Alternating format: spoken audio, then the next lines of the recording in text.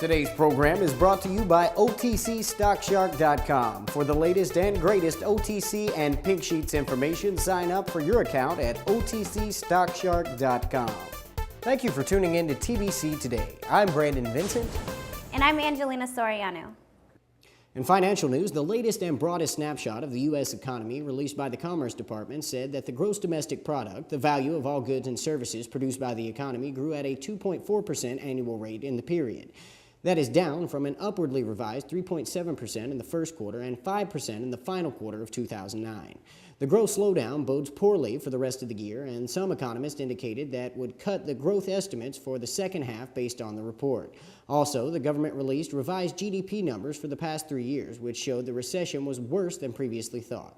The downbeat GDP reports come as businesses are logging high profits, underscoring a wide divide between companies and ordinary consumers, with 70% of companies in the S&P 500 having reported earnings. Second quarter earnings are running 42% higher than a year ago, even though sales were up only 9%. The Dow Jones Industrial Average fell 1.22 points to 10,465. For the year, it has risen 0.36%. In U.S. news, no boots were seen tromping in the desert sand. No commanders were heard barking out orders to their troops. The National Guard, which officials had announced would turn out in mass numbers along the United States-Mexico border over the weekend, it turns out will take weeks longer to select, screen, and train the 1,200 National Guard troops the Obama administration had said would be deployed on August 1st along the border from California to Texas. Administration officials explained that the announced data was always a starting point, the beginning of the process of deployment, and not the day camouflage soldiers would begin amassing at the boundary line with their automatic weapons, high-powered binoculars, and filled-up canteens. As a sign that things have gotten underway, a National Guard spokesman said about 140 troops have begun working in recent weeks on the command and control of the mission.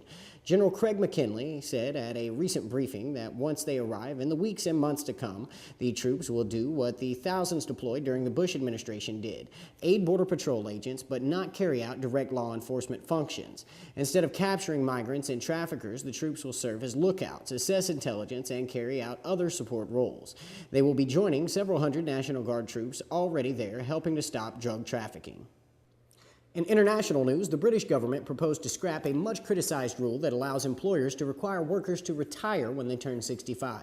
The proposed change received mixed reactions from charities, workers' representatives, and industry groups. Some applauded the proposed change as a leap forward against age discrimination for greater freedom for older workers. Others said it would complicate long-term planning for employers and did not give companies enough time to prepare for the changes that would take effect in October of 2011. The British Department for Business, Innovation and Skills said if approved by Parliament, employers would no longer be able to dismiss workers at age 65 without giving a reason or without paying severance.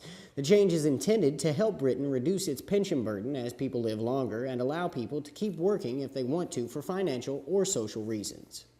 Ever wish you had sonic hearing? Well, now you can with the amazing Silver Sonic XL from Bell & Howell. It's lightweight and small, just like a cell phone ear adapter. The flexible ear mount easily adjusts to fit all ear shapes and sizes, and the molded ear tip lets it fit you comfortably. Best of all, it looks like a cell phone ear adapter. The Silver Sonic XL amplifies sounds up to 50 decibels, so you can easily keep track of your kids at play. And it picks up sounds from more than 30 yards away, so no one will know you have sonic hearing. Her body is amazing.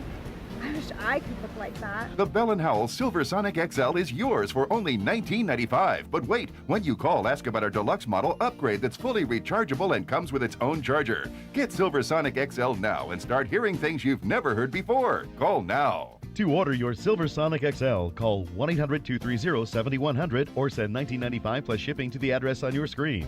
But for quicker service, call 1-800-230-7100. In entertainment news, a day after he logged a fifth week atop the U.S. pop album charts, rapper Eminem claimed the lead to the Hot 100 singles charts for a second week. Love the Way You Lie, featuring Rihanna, kept Katy Perry's former chart topper, California Girls, at number 2. But her follow-up single, Teenage Dream, was the top debut at number 20. The latter is the title track to her upcoming album set for U.S. and Canadian release on August 24th. Eminem's album, Recovery, has sold almost 1.7 million copies to date in the United States. Tayo Cruz Dynamite rose to number 3 on the Hot 100, swapping places with B.O.B.'s Airplanes. Travis McCoy's Billionaire jumped to number 5 after peaking last month at number 4. Enrique Iglesias' I Like It rose to number 6. Mike Posner's Cooler Than Me slipped to number 7. And Usher's OMG dropped to number 8, while Drake's Find Your Love and Jason Derulo's Riding Solo held steady at number 9 and 10. In tech news, Amazon is hoping to convince even casual readers that they need a digital reading device by firing another shot in an e-reader price war leading up to the year-end holiday shopping season. The e-commerce giant turned consumer electronics manufacturer is also signaling it intends to do battle with Apple and its iPad, as well as other makers of e-readers like Sony and Barnes & Noble. Unlike previous Kindles, the $139 Kindle Wi-Fi will connect to the internet using only Wi-Fi instead of a cell phone network as other Kindles do. Amazon is also introducing a model to replace the Kindle 2, which it will sell for the same price, $189. Both new Kindles are smaller and lighter with higher contrast screens and crispier text. Jeffrey Bezos, Amazon's chief executive, said in an interview at the company's headquarters that the hardware business for us has been so successful that we're going to continue. I predict there will be a 10th and 20th generation Kindle. We're well situated to be experts in purpose-built reading devices. When Amazon introduced the Kindle in 2007, Mr. Bezos described it as a must-have for frequent travelers or people who read 2 or 3 books at a time. Now Amazon hopes that at $10 less than the least expensive reading devices from Barnes & Noble and Sony, the new Kindle has broken the psychological price barrier for even occasional readers or a family wanting multiple Kindles. In health news, when Alan Ree's hair suddenly fell out in a freakish band circling his head, he was not the only one worried about his health. His co-workers at a shipping company avoided him, and his boss sent him home fearing he had a contagious disease. Only later would Mr. Rees learn what had caused him so much physical and emotional grief. He had received a radiation overdose during a test for a stroke at a hospital in Glendale, California. Other patients getting the procedure, called CT brain perfusion scan, were being overdosed, to 37 of them just up the freeway at Providence St. Joseph Medical Center in Burbank, 269 more at the renowned Cedars Medical Center in Los Angeles, and dozens more at a hospital in Huntsville, Alabama. The overdoses, which began to emerge late last summer, set off an investigation by the FDA into why patients tested with this complex yet lightly regulated technology were bombarded with excessive radiation. After 10 months, the agency has yet to provide a final report on what it found. But an examination by the New York Times has found that radiation overdoses were larger and more widespread than previously known, that patients have reported symptoms considerably more serious than losing their hair, and that experts say they may face long-term risks of cancer and brain damage. The review also offers insight into the way many of the overdoses occurred. While in some cases technicians did not know how to properly administer the test, interviews with the hospital officials and a review of public records raised new questions about the role of manufacturers, including how well they design their software and equipment and train those who use them. The Times found the biggest overdoses were at Huntsville Hospital, up to 13 times the amount of radiation generally used in the test. In green news, not long ago, many celebrities got together to make a PSA for the Be the One campaign, urging people to sign a petition to save the Gulf of Mexico on the website restorethegulf.com. This all seems good until you look at the fine print and dig below the surface. It turns out that the campaign sponsors are America's Wetland Foundation, a front group for oil companies, and Women of the Storm, a Louisiana group with strong ties to America's wetland.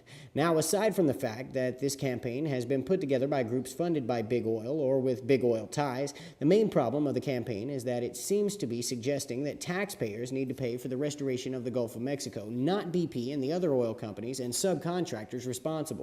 Nowhere in the petition or in the company's press material are oil companies mentioned, and the petition is extremely vague. The full text doesn't seem available on the website. All you see is this: I demand that a plan to restore America's Gulf be fully funded and implemented for me and future generations. This seems to imply that the petition will be used to try to pressure the U.S. government to pay for this, sticking taxpayers with the bill.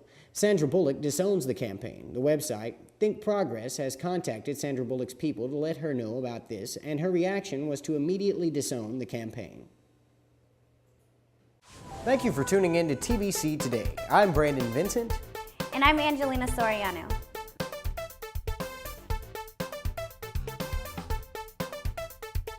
The makeup in today's program is provided by MAC Cosmetics.